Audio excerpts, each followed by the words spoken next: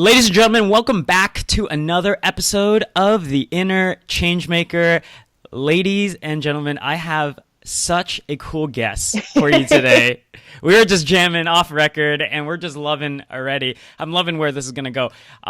We have Alexi Panos on the show. Alexi, welcome to the Inner Changemaker. Man, thank you so much. I love being here and I love connecting with people like you. Like, people like you make me happy. Well, hey, you know what? I think I speak for a lot of people that, admire you guys or watch your work and been impacted by your work. It's just an honor, right? And we just, there's so much appreciation, so much love. But I think, I was saying off record, like, you guys are doing it right, but it doesn't mean it's like the way of doing it, right? It's right for you. That's it. It's just our way. Exactly. And it's so authentic that people are drawn, you know what I mean? And a lot of times, it doesn't matter if it's YouTube or podcasters, you're always trying to figure out, I think everyone's trying to figure out their own voice, their own brand, get their story out there. Totally. So I think when people see you and Preston do your thing, and remember I saw you guys at Thrive, you guys are doing the ninja noises and stuff. It's just so, exactly. It's so authentic to you guys. Yeah. Well, you know what's interesting? That's such a selfish thing because it's so hard to pretend to be someone you're not. Like, it's exhausting. And I think Preston and I both kind of played that game for a little bit, like early on in our entertainment careers. Like, we were trying to be whatever we thought we had to be, and it was just freaking exhausting. And at the end of the day, we're like, you know what? Screw this. Like, we're just going to totally be ourselves. And we get that we'll probably turn a lot of people away, but the people that are drawn in, man, they'll love it. Because they're our tribe. Yeah, they're your community. They're your true fans. I want to chat. You're here. You guys are on fire, like doing workshops everywhere. You're traveling. Every Instagram is like on fire. You guys are doing these Facebook Lives now on relationships. I have a copy of your old book. Yeah, I say old, but the first one that you released earlier this year. Yeah, 6 months old, by the way. 2 books in 1 year. We're kind of crazy. Yeah. And then we're here to talk about your new one, The Now or Never, Your Epic Life in 5 Steps. Ta-da! And you got a copy right there for the people that are watching. Great hardcover. I have so many questions, but honestly, when I was reading this book, it just seems so evident to me. I mean, there's a few things in here that you said about abundance, right? Yes. Acknowledging abundance, and you made the kind of like the analogy of like picking up money, I think from the floor and thanking the universe from it. So I'm really curious, can you tell us like about your life when you didn't maybe exude, or were you not aware of the abundant mentality or the abundance that was around you? Yeah, you know what? I spent so much of my life, Jay, in this like scarcity mentality without knowing that I was in scarcity. Like, I thought I was in abundance because I was doing all the personal development stuff. I was working on my mindset. I was in leadership trainings. Like, I was doing all the right stuff, but yet I was still acting from a space of scarcity. And what I mean by that is, like, it was never enough. Right? Like, I always needed the next book, the next training, the next insight, because I needed to get ahead, which essentially is me telling the universe that who I am right now is not enough. Where I am right now, I don't appreciate. What I have right now is not abundant. And it's me constantly affirming to the universe that I don't have. So what I kept getting was I was hustling my ass off and kind of like running up against these walls where I felt like I was doing all the right stuff, doing all the work, working like 18-hour, 20-hour days, building my business, and really not moving the needle that much. And it was so interesting because it was such a simple little shift of actually really getting what abundance mindset was. It's not like, oh yeah, there's enough to go around. It's going, oh, I'm actually in wealth right now. Like, I am wealth right now. And like really getting clear about how wealthy I am because of my health, how wealthy I am because I have a device that I'm Skyping. I can see your face over the airwaves. Like, we are abundant, and anyone watching this podcast, I don't care where you are in the world, if you have access to a computer, you're part of the 1%.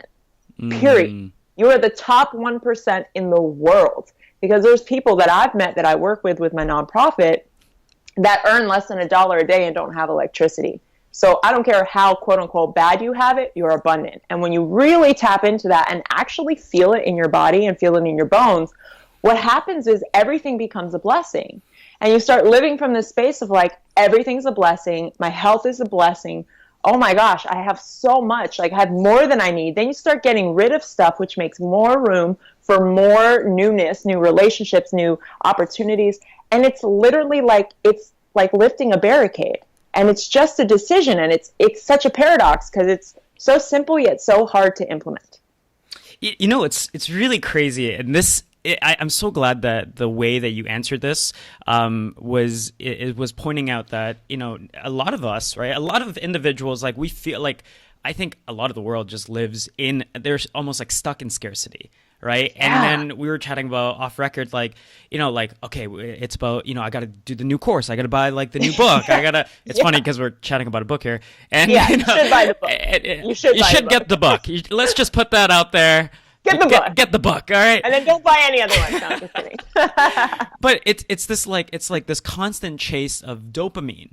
Right. Yeah. And I forgot which one. I've read a couple things lately. One by a book by Mark Manson. Okay. I think it was like the subtle art of not giving a fuck. And yes. it's kind of like title. Great title. But the premise of it is that when you start doing all those, even though it seems like the right things, the personal development things, you're saying the right words, but because you started from a scarcity place, it's never enough. You're always in lack. And so the way to do it, or at least my kind of guess and assumption, is that you have to actually go back to where it all started, shift that, like, you know, that mindset to abundance. And now it's, you know, I want to learn this. So, you know, I am enough, I'm present, right? Yeah. And everything I have is beautiful, but I want to learn the skill so that I could even do more with it. That's it. And share, right? And I think a lot of people want to learn more so they can get ahead, which means they're in competition, and competition equals scarcity. It's like this whole rabbit hole that we don't even see is unfolding. But if we go back, make the switch to abundant mindset, I'm enough, I am whole, I am complete, as is, I am wealthy beyond belief, as is currently right now. Then we go, okay, and I'm a student of this freaking blessing called life. What do I want to learn? How do I want to expand my container? And then once my container expands, how do I want to share that with people? How do I want to contribute all that wisdom to others so that their life is impacted in a positive way? And that in and of itself is an abundance mentality. Like, what can I learn and take in so that I can give it back? It's like constant flow. There's always enough. I don't need to hoard my wisdom. I don't need to keep my ideas from you because you might do it faster, better, or different. We're all tapped into the same thing, right? It's just a matter of how we uniquely express. That's beautiful. So let me ask you this, because it's quite rare. I interviewed a guy who, this is a few episodes, like a few months ago, but his video, he had like 5,000 YouTube subscribers, and now he's at like 100,000. And I was the first person to interview him, and I was like, well, how does it feel when you go viral? Like, how does, like, you know, because I don't know, a lot of people like imagine certain things. And so let me ask you kind of a similar question. Like, you guys have been doing this for, you know, a huge chunk of time. But I mean, as you said, in the last year, you guys have put out 2 different books. I've seen you guys, like, you know, do the workshops. You guys are doing, you know, speaking in Australia, and you were living in Bali at a certain point. So you guys, I mean, it's not like you guys have been working your butts off, you know, for all, you know, to all make this happen. It's not like an overnight success by any means, but since you're applying all of this abundant mentality, and since you are in this, you know, as you would probably, as I think in your book, I'm going to kind of steal, it's a go-giver. Yes, go-giver mentality, yeah. So how does it feel, like this past like 12 months to be in that? Yeah, you know, it's so interesting because it's like, I've had multiple times in my life where I've like gotten to the top of my goal, right? You know, where I've like set this crazy intention and this crazy goal in my life. And in my like mid-20s, I was 26, and I hit off everything on my goal list, like make 6 figures, become well-known in my career. I was a television host at the time, buy a place in New York City, travel to over 50 countries. Like I was like, check, check, check, check, check. Like I had hit everything on my list. And I got to the top of that mountain and was like, oh, this feels the same. This feels the same, but yet it slightly feels disappointing because I had put everything on that list to making me feel better. Like I was like, oh, once I get the house, then I'll feel successful. Oh, once I make the 6-figure, $250,000 a year, then I'll be successful. We all play that game. Yeah. Oh, once I have the partnership, then I'll feel happy. Then I'll feel love. And what's so interesting is I learned early on in that first, in my 26 years where I was like, wow, okay, this actually doesn't mean anything. Like none of it means anything. None of it. None of it. Even contribution, it's all gravy, but none of it means anything.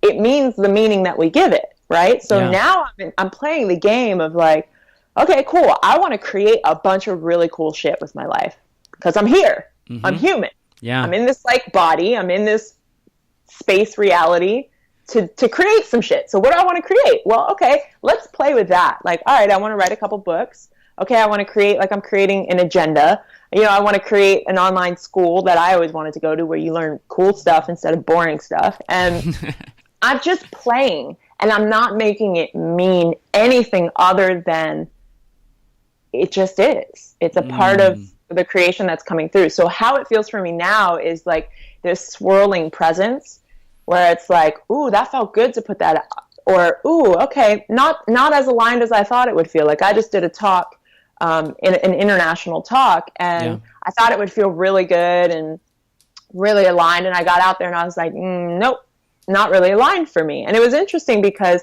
I'm just starting to watch and truly listen to what feels good. And it is that inner game. It's the inner game. It's constantly checking in and going, what's my intention with this? Is my intention really pure just to have fun and create and leave a legacy with people and leave something that touches people and makes the world a better place, as cheesy as that sounds?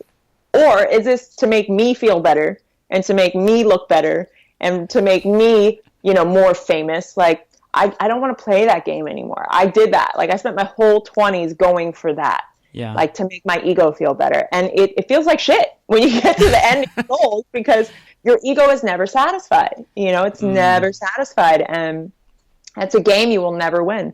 So now I'm just playing the game of spirit where it's cool, I'm here to play. Let's see what happens. Let's see what I can create. Let's see what magic comes out of it. Let's see what lessons I learn and how can I fail forward and how can I keep challenging and stretching myself and expanding.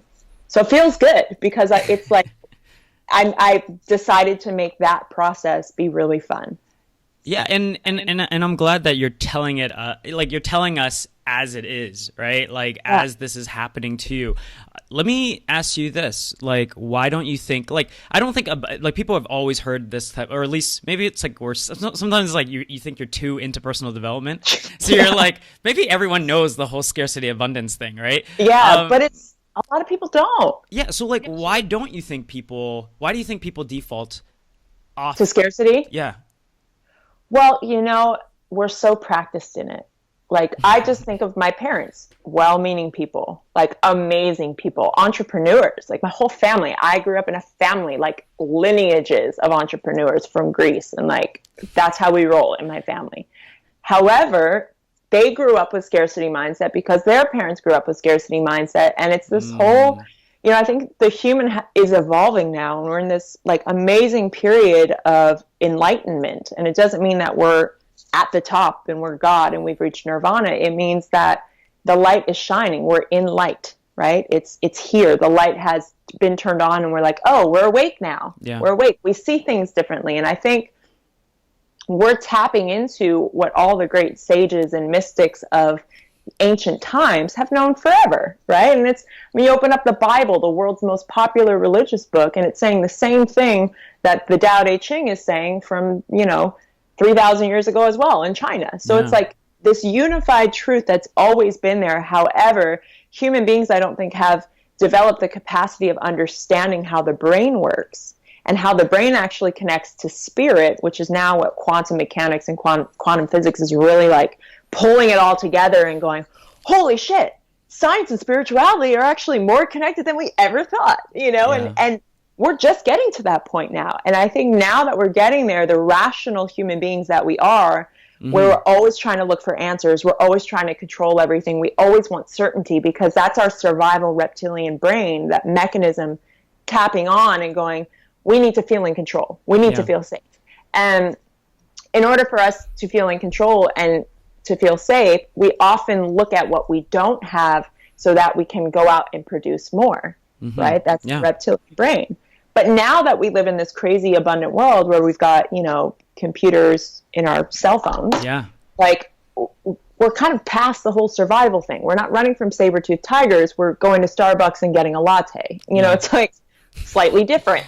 So now the human being has had to evolve. And now that we have more time to not be living in fear of how do we survive, now the human brain has had, and the human spirit has really had time to kind of evolve and connect the two and go, okay, now there's got to be more to life than just survival. And what's that? And how do I live into my potential of that? And that's where we're starting to tap in again to these like great universal secrets, like abundance, like legacy, like contribution. It's always been there, but very few have tapped into it because, truth be told, we've been too stuck in scarcity survival. And it was a survival mechanism, and it was necessary at one point in time, but it's not anymore. Like the last 30 years, we have just exponentially exploded the human potential in this species. And like, we're no longer talking about a survival game. Now we're talking about how do we thrive? How do we like build spaceships that go to other galaxies? Like, we are blowing our own minds all the time, and it's pretty awesome. I love the way that you say that. We're blowing our own minds. I have to get this question in there because Preston and I ran out of time, and I wanted to ask you guys, because you guys have such a interesting way of speaking, where you are tapped into flow, and I get that, I know like for me it's like the analogy of like you're out running and you're just sometimes you grab for certain things. I know you guys don't rehearse some of this stuff. I've seen you guys speak, like most of it for the videos and stuff. And I've seen you guys do videos together. And maybe I'm totally open to the fact that it's probably my ego, like most of the time. But how do you guys do it when you're both in flow, so that you're like allowing the other person to shine, even though you're in flow and you're trying to, you know what I mean? Because when you're in flow, you're just like, let me go, let me shine, let me do my thing. That's a really great question, because I think, we're really practiced in flow state. And we've been working on that. We've been super intentional with that, like opening up the channel, putting high vibe foods into our body, clearing our body out. Like there's so much you can do to really kind of put yourself in a high vibe state, and open that channel. And since we become intentional with it, like we've both felt ourselves being able to really tap into it like that, where it's like, we used to write down ideas for videos. Now we just are like, turn on the camera. And we just one take, done. Like we don't even edit our stuff. We'll throw words and stuff in front of it. And when we do stuff together, like our Partners in Shine show, what's happening is, it's a mix of both, because we're not always in flow state. Like sometimes we're in conversation, and especially if we're like reading people's comments and we're in the human sphere and we're in this like, okay, like, my identity is relating to what's on the screen or to the question that Preston's asking me. But if we're both in the flow state, it's because both of our channels are open and we're just allowing whatever's here in the room to come through. And what's interesting is we can feel, and anyone who's been in our workshops, they see this happen. Or anyone who's seen us talk on stage, they see this happen, where it's like, I almost know when Preston's pushing the brakes and then I go on the gas pedal. And it's literally this like brake, gas pedal. And it's like I throw him the ball, he throws me the ball, and we just feel it. And it's this feeling of like he's downloading a certain bit of this information and I'm on it too. Like anything he's saying or anything I'm saying, we already know what he's going to say and what I'm going to say, because like we're tapping into that same information. It's crazy. What? And it's crazy. Like this sounds fucking nuts. I get that this sounds so crazy, and I'm like such a rational science person. And like if I was listening to this, I'd be like, this girl's nuts. But this is so true, and anyone can tap into it. It's the same thing that happens with, sports players and athletes. You can look at, there's a great book on this called Flow, and it's all about flow state. And what it is that, a group of people can actually tap into the same like force energy that's available. And we're all vibrating on the same vibrational currency as what's coming through. And then you feel, okay, I'm next. Yeah. Okay, I'm up. And it's just like, we're playing basketball and I'm shooting him a layup. And, it's so effortless. It's crazy. I love the way that you just described that process, because I think like for athletes or for people that have they've been successful in any type of like group environment or anything like that, like you do feel that, right? But you feel it. Like I've never heard anyone describe it like as if you guys are downloading like from like the same channel, and I'm like sitting. If you guys are just listening to this, you guys should I recommend watching the video, because your hand gestures of the break. I draw everything out with my hands. I'm so visual. Okay, so that's good. That was kind of like a selfish question. Let's maybe before we end off on the abundance thing, let's make this a little tactical for people.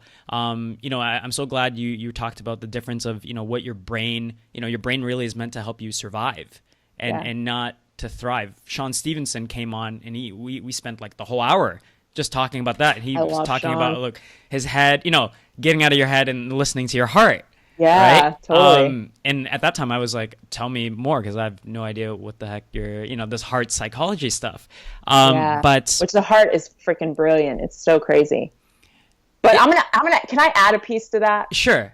Because I love like moving from the head to the heart, and the heart, like look up the Heart Math Institute if you haven't heard of it. It's the bomb. They literally have studied the science of the heart and how the heart has so much wisdom in it. So look up, they have a whole book that you can read of all these studies, and it's mind-blowing stuff.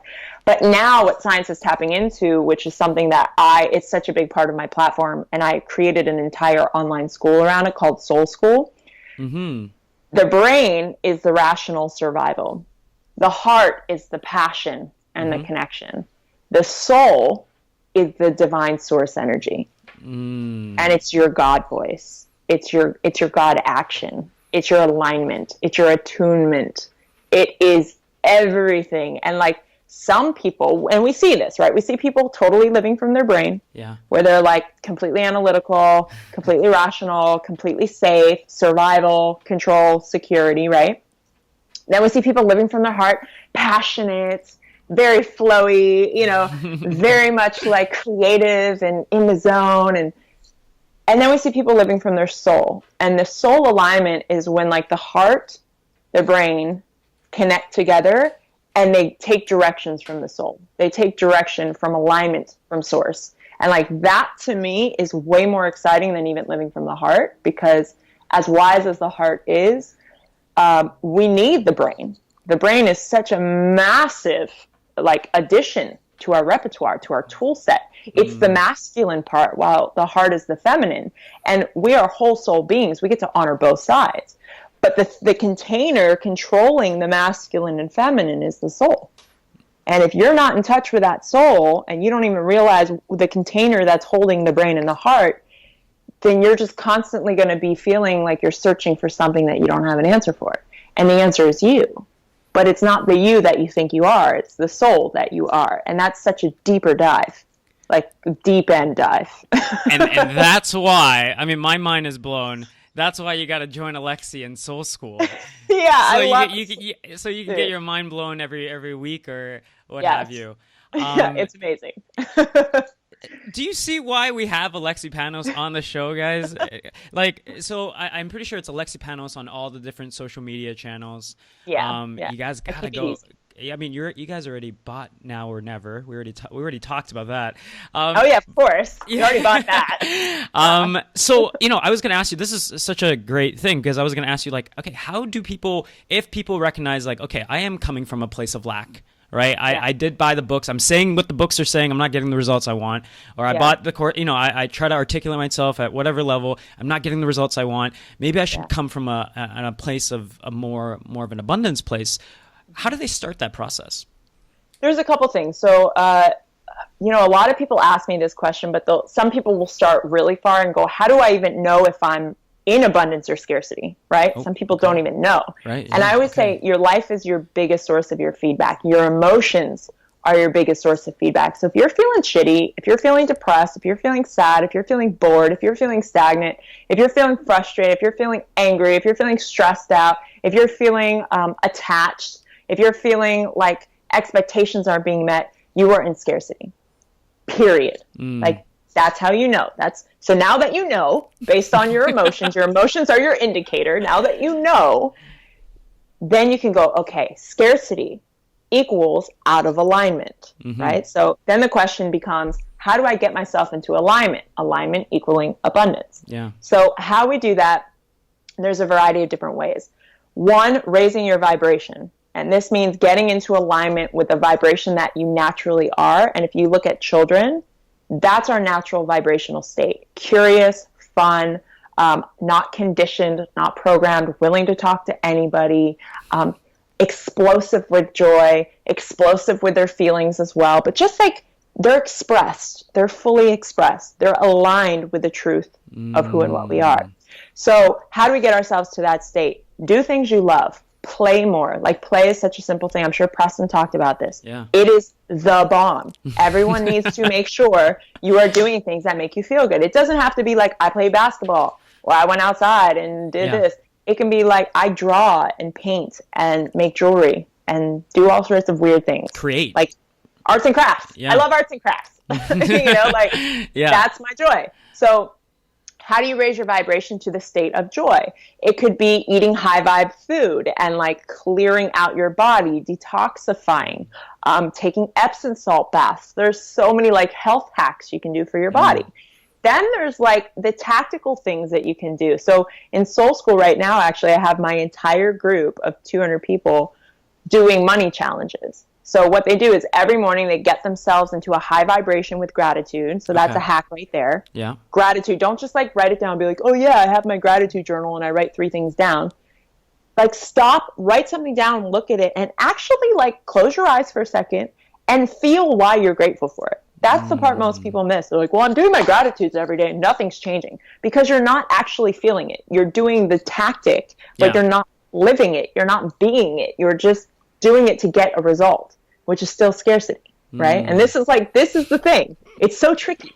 So freaking tricky. It's like in a nuance, right? Because like they're just writing empty words almost, because if you're not feeling it, then you can write whatever. Yeah. It's like saying, I love you to your partner, like, oh, love you, babe. And like, you're not actually in the feeling of like, wow, I really love this person.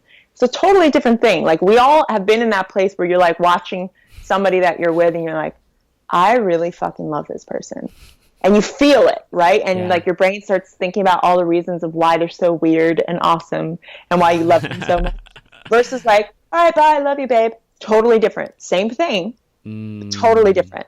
So that's what gratitude is. It's not just like, oh, I'm grateful for my health. Like, close your eyes and actually feel your body working and go, wow, like I have stuff happening in here that I had no idea was happening, that I didn't tell to happen, but it's happening. I go to sleep and I don't have to tell myself to breathe, and I wake up the next morning. That's pretty awesome. Right? Mind blown. Mind blown. How the heck did that happen? I have no idea. So first, get yourself in gratitude, and that gets you to a super high frequency, and you really got to feel it. So get yourself to that feeling state of gratitude. Then once you're there, make a request. Make a request to the universe for anything. So it could be like, today I'm going to see blue butterflies, but Soul School, I've got them on a money challenge. Today I'm going to find $5. Today I'm going to find a dime. And I literally have them on this money challenge, and they're making requests. But the challenge is you, as a vibrational being, have to keep vibrating at a high level all day, and you'll attract it. Literally 99.9, there's only been one person who hasn't found it yet, and she just started yesterday, have found dimes, $5 bills, gotten a $500 Christmas bonus, got a $100 gift card in the mail. Like, they're manifesting like crazy. And it's because they are coming from a space of abundance, because you cannot attract that which you are not. Another way to say that is, you don't get what you want, you get what you are. So if you're getting results that are scarce, if you're getting results called debt, if you're getting results called he broke up with me again, or I can't get a girlfriend, guess what? Guess what? It's not the world, it's you. You are the mechanism that's attracting that into your life. And that's how you know. You can go, oh shit, okay, I've been in debt like the past 10 years of my life. Okay, that's me. It's me. How am I attracting that? How am I the space for debt versus the space for abundance? And then you can really start manifesting some cool stuff just by playing with it. Woo! Oh my goodness. My God. Alexi, this interview, so just to let you know, like I make notes as like we do our interviews, just like little clips when people are like going at it. Alexi, I've like written down like 4 different like times, like I gotta clip this and make this into an animation. Yeah. I was like, I gotta have her on at some other point. Awesome. I think that's always really interesting to hear how people, because I think money is such a interesting, fascinating topic, right? Everyone's like kind of scared to talk about it. Everyone, people that really ask a lot of questions about it. Someone was saying like, I think it was like a financial advisor, like people that try to talk a lot about money typically don't have any. And then people that have a lot of money, they just get it, That was like, so what is it, right? Totally. So that's really interesting that you have that experiment. It is. And, I challenge people too, like, look at the story you have around money. Like some people say money and people go, ugh, money. Oh, they're one of those people. Like if you think money's bad, guess what? You'll never have it. If you think money's the root of all evil, you'll never have it. If you think money's hard to come by and, oh, that doesn't happen for people like me because I grew up here or my skin's this color, you'll never have it. And like, I'll tell you what, travel has changed the game for me because I used to have all those excuses and more, my own version of them, of why I wasn't where I wanted to be yet. And, one of them was, oh, it's because I'm a female in a male-driven industry and they don't respect me like they respect men. Like I used to have that story for a really long time. And then I met people in developing countries who were women who literally have zero rights, who made a life for themselves and were thriving because of the life that they were committed to living. And it was like, oh, she just knocked my excuse out of the bucket in a world where females don't even have certain rights that we have.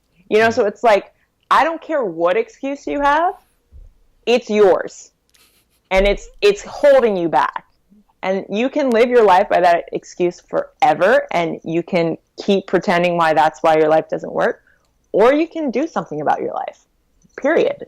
And what's interesting is I used to have like way more compassion for people who had excuses. I have none.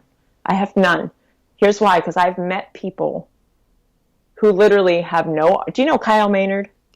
I'm not familiar with the name. You need to have him on the show. Okay. He's the truth. He literally was born with no arms and no legs. He has climbed Mount Everest. He has climbed Mount Kilimanjaro. He's got a Nike commercial out. He speaks all over the world. He's giving back to the Wounded Warriors Project. Like, talk about somebody who has zero excuses.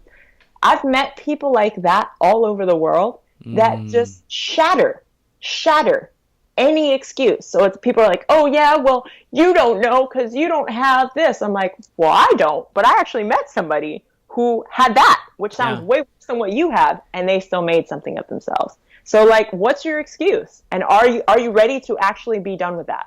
Like truthfully, and call yourself on your own BS. Like, that's the way your life changes. Like, yes, you can read a bunch of books. Yes, you can watch a bunch of videos. And if you do, read my books and Preston's and watch our videos. Alexi Panos, just link it at the bottom. I'm not even throwing an Amazon affiliate link down, ladies and gents. Yeah, no, I'm totally just... Yeah.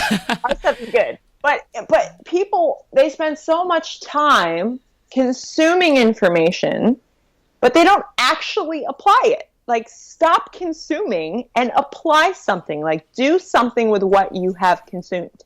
Yeah. Otherwise, you're just a taker. And, like, nobody likes a taker. Nobody. Quote of the interview. Yeah, quote of the year. Nobody likes a taker. Let me maybe flip the script a little bit on you, because I know you guys. I've watched a few Facebook Lives of you guys, not just because like I knew that we were gonna collab, but just like in passing and over the last like 18 months. You guys say like you guys these are things that you guys work on. Like you and Preston, these are all the things that you guys work on, like play, abundance, and like reframing certain situations. And these are all the things that you guys work on. So what's like the biggest thing? Like, what do you think is like an area of improvement for yourself? Yeah, God, there's so many, right? Like, I don't think the work ever ends. Yeah. I just got back from a women's mastermind that I created with a girlfriend of mine. And we spoke about this for the last 3 days. Like, what is the biggest thing up for us right now? And I've got two things. So I have this insatiable drive to create. Like, it's insatiable. I think I might be slightly addicted to creating. Like, for real. It's a like pretty great addiction, though. It is. Yeah. It is. But here's the thing that I recognize, and it's kind of hilarious. Since I was a kid, like literally since I was like 6, 7 years old, everything I've created, I've monetized in some way. Even as a kid, like I was a kid who found ways to make money doing anything and everything because I grew up with parents who are entrepreneurs and always creating and finding ways to make money. So my biggest challenge is, can I create for the sake of creating without monetizing it? And like, it's hard. This sounds like really crazy, but it's hard for me. Like, I make jewelry now, and I just taught myself how to make jewelry, and it's beautiful. And my first inclination was, I should sell these. Yeah, I'm gonna get an Etsy store or whatever, and I'm like, no, I get to make something that is not for sale. And it's this interesting thing that I'm looking at, and I'm looking at, like, that's the surface conversation, but the deeper conversation is like, okay, what about that is still scarcity? Right? Because like, why does it have to be a money conversation? Like, why can't it be just a gift to somebody? Why can't it be just enough to paint and have nobody see my painting? You know, like, what's underneath that? Am I seeking approval? Am I seeking a monetary sense of approval where it's like, okay, you did a good job. Here's some money to prove that you did a good job. And so I'm constantly like asking myself these questions and going, where am I still in scarcity? Where am I still in comparison? Where am I still trying to have my ego validated, to get attention or approval or significance? And where can I like keep fine tuning? And, you know, nobody's perfect. I certainly have great days where I'm like, flow state, abundance, gratitude, play, let's do this, like totally out. And then I'll have moments, not days, but I'll have moments where the old wounded me will come up. Because you got to remember, I'm hyper practiced in the wound.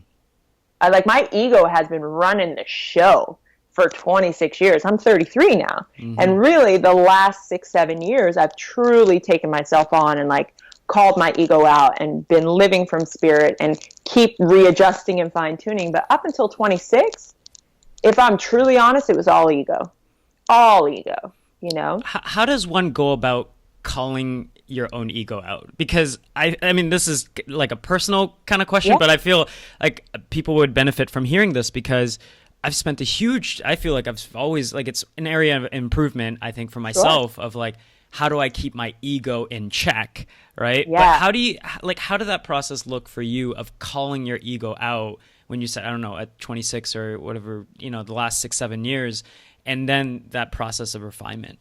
Can you talk just a little bit on that? Yeah, I think the first way of like actually recognizing I was doing it, you got to understand, like, I was a personal growth junkie since I was a kid. I did my first Tony Robbins event at 16. I did Landmark Education 18. So like, I've been in the game for a while, so I knew a lot. I knew a lot. And that was my ego. And at 26, I actually went back and I completed the full Landmark curriculum at 26. Okay. And that was my breakthrough. My breakthrough was I was sitting there going, yep, know all this. Yep, did all that. Yep, processed that with my parents. Yep, cleared that with that person. Like, literally going through and telling myself that I was good. Yeah. And that was my mechanism to stay safe so that I didn't have to go deeper and uncover more and keep going deeper. And when I almost like saw myself doing it, it was like this weird movie moment where I projected out and was like, oh my God, I'm totally resisting going deeper into the learning because I don't want to be vulnerable and I don't want to be seen as not perfect, which is totally my ego, right? And what was interesting at that point was I knew I had to make a decision. Like, okay, I can either keep playing this game of trying to wear this facade called I got my shit together, I'm perfect, look how good I am, look how much I've achieved, look how much I've accomplished, blah, blah, blah, blah, blah, I'm so successful. Or I could actually be myself, play this game of like pretending to be someone else, and be a prisoner to the outside world and be a prisoner to everyone's opinions of me, because that's really what I was.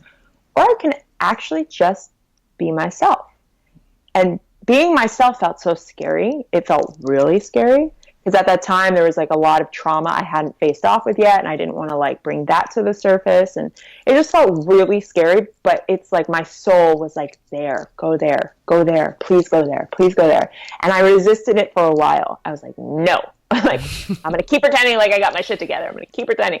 And my soul kept going, no, like you're out of alignment. And I felt it. And I could only ignore it for so long, you know? And it was literally like a breakdown moment just in New York City. I was living there and like everything was going really well, quote unquote. And it was in that moment where I was like, I still don't feel good because I'm not myself. I'm out of alignment. So my soul goes, well, guess how you get in alignment? You start being who you are. Be messy. Like, don't have it all figured out. Show up as a student of life, constant beginner's mindset. And that was like my first aha moment on discovering how the ego showed up for me. And now in daily process, it literally looks like having a conversation with one of my girlfriends in the mastermind. Yeah. Like, oh yeah, I'm recognizing that I want to create this thing, and I literally talk it out, but I'm seeing that part of it's my ego because I want to create this thing because I'm really good at business and I love business and I love marketing and I want to do a business mastermind. But I have a lot on my plate already, you know, and I'm like, do I want to create something else? Is it my ego that wants to feel fulfilled? Or is it like my soul going, you can really serve, you can really support? And I'm just checking, what's my intention here? Like, do I want to create this to like build more and like show them that I can do it? Yeah. Or do I want to build this to really serve? And I'm constantly asking myself that question. What's my intention here? For attention, approval, security, control? Or is it for contribution and service and to stretch myself and to see what I'm made of? And like, that's the difference, right? So it's just a constant question I sit in. I love that. I mean, it's great to hear that you guys are also doing the work. Right, that you are also in it, you know, always. And that's such a great representation of just your work, right? Not just being able to teach it, but to be able to embody and actually action it in your own life. So last few questions. Now or never, your epic life in 5 steps. Yes. I'm sure anybody watching this or listening to this anybody who's looked up Alexi Panos already, they go, I want to live an epic life as well. What's your favorite chapter in the book? Oh God, it's our 5 steps, right? Yeah. And which step? Oh, okay. Which step do you think is the most important? Yeah. So here's what I want to say about this, because the way we wrote this is really interesting. They all build on each other. Yeah. So you start with, you always have a choice, which talks about awareness and how to develop that awareness and how to actually see your stories from your ego and your soul and like be able to decipher that. And without awareness, you have nothing. Like awareness is truly foundational. You cannot intervene in a world that you cannot see. So if you want to intervene and make changes, you've got to be able to see it first, right? So that is really the most critical step. And that's why we start there. But if you take any of these steps on, like step 1 through 5, if you take one and you just rock one of them, your life will just dramatically change. And that's how we wrote it. We wrote it to build on one another. And we also wrote it like, yo, if you even do one of these, game on. Like, game changer. Yeah. Yeah. So I'll say awareness is the most important one, and it's the foundation. The one I love the most that I feel like I'm stepping deeper into always is owning who you are. And that's step number 4. And we go deep into what that means and how you create that and how you truly get to know who you really are. Yeah. And I find I'm in this like unfolding process constantly, but I'm really starting to enjoy this deeper unfolding, because I'm like deep down the rabbit hole of my spirituality and like discovering what this whole thing means. And I'm loving tapping into my higher self, tapping into God consciousness, tapping into source energy. And like, it's freaking weird and amazing.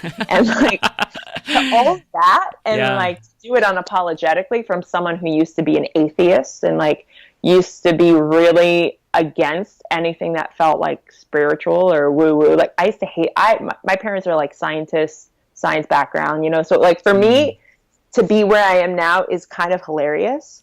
And I just love owning who you are, because when you own who you are fully, you just become this unstoppable force of awesome sauce that people are like, wow, that person is so themselves and so fully self-expressed that like there's nothing you can say that would piss them off. There's nothing you could say about them that they would care about. And there's like a level of freedom in that is just so unreal.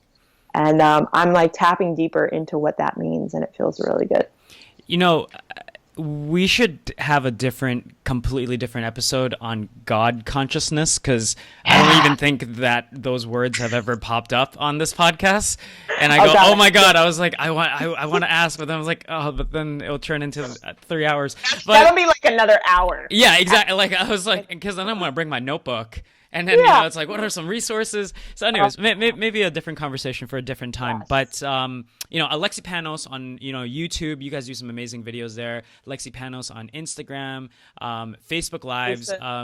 It's, what's the hashtag you guys have for Partners in Shine. Partners in Shine. And in the book, it's noworneverthebook.com. You guys make sure to go get a copy. You guys are doing something really cool when people pre-order a book. Yeah, if you guys pre-order the book, this is like, everyone said that we were crazy. Like literally people are like, well, you guys are. If you guys been watching this or listening, you're like, yeah, Alexi's a little... She's definitely off her rails. No, people think we're absolutely nuts, because if you buy our book, which you could buy, you know, the audio version, the Kindle version, or the hard copy, which I think spans anywhere from like $11 to $24 for the hard copy. Mm-hmm. If you buy it and you put the information, like your receipt number, where you bought it, onto our website, noworneverthebook.com, there's a space for it. You literally get entered into our group training program. It's a 5-week live training with Preston and I, where we deep dive into this thing together. So it's actually like, what a great way to start your new year off. Preston and I have never done a live training together as a class, as a global community. And if we did, we would charge thousands of dollars for it. But we're going to give it away for anywhere between $11 and $25. So, and then we get to see, you know, the whole analogy of you and Preston, you know, go back and forth. I'm sure, you know, it'll be really awesome. So guys, if you're listening to this, make sure to go pick up a couple copies of the book. Give it away for the holidays, because I know you guys are looking to have a kick-ass 2017. Yes. Alexi, one last question. The show itself, it's called the Inner Changemaker. We've had such a good time on here. What comes to your mind when you think of the word changemaker? So much. So I'm going to break this down for you. My branding is be epic, right? Yeah. And a lot of people don't really know what that means. They think it just means like, oh, the word epic, be awesome, be huge, be whatever. Epic is the name of my nonprofit. Everyday people initiating change. And to me, a change maker is just that. It's an everyday person. You don't have to be a celebrity. You don't have to be wealthy. You don't have to be Bono or Angelina Jolie or whoever's like famous for doing philanthropy. You don't have to be any of them. You just have to be an everyday person who is committed to initiating a positive change in the world. And that, to me, is the definition of a change maker. Somebody who says, I don't care what my circumstances are. I don't care who you say I am and what you say I can or cannot do. I will, with the resource that I am, create an impact on the world because I say so. And like, that gets me fired up. Fire. I'm telling you, fire. Oh, man. Alexi, where can people like socially stalk you? Like, I know if you want to socially stalk me, so on all of those links at Alexi Panos, like Facebook, Instagram, YouTube, but go to my website too, because I have like some free giveaways there that are pretty bomb. AlexiPanos.com, and I have a happiness series there, like 3-part video training series on happiness. I actually just started rolling out some resources at the end of my videos. Like my video I'm releasing today will now have resources, so you can download online worksheets to, again, apply, take action on this stuff instead of just passively watching it. Because I really want people to change. I really want people to live their most amazing life, whatever that looks like for them, because we live in a world full of zombies right now, of people who are like totally turned off and just asleep. on the joy of life. And it's really sad. And I want to live around people and in a world of people who are like turned on, because that's more fun. Totally. And it's way better. So guys, go get the book, and then we'll see you guys in the training sessions in January. Yes. And that's really about applying. I mean, I so resonate with that. But Alexi, thank you so much for taking the time. I congratulate you on being so awesome and just in your own success. And honestly, it's amazing to have someone, actually talk about some of the things that you guys are working on, but also that abundant mentality. And I'm glad that you're telling people to get their butts out there, and apply this kind of stuff, right? So. Yeah, well, thank you for being a vehicle for that. Like, I know you bring a lot of amazing humans on here, and we need more people like you who are committed to the work and committed to sharing messages of love and strength and ownership. So you're a rock star, and I just appreciate who you are and what you do. Thank you. I accept that. We're gonna, don't forget about this God consciousness stuff. Maybe we'll chat about it in like a year. Yeah, we'll be back. Part 2 is coming. All right. Bye, guys. All right.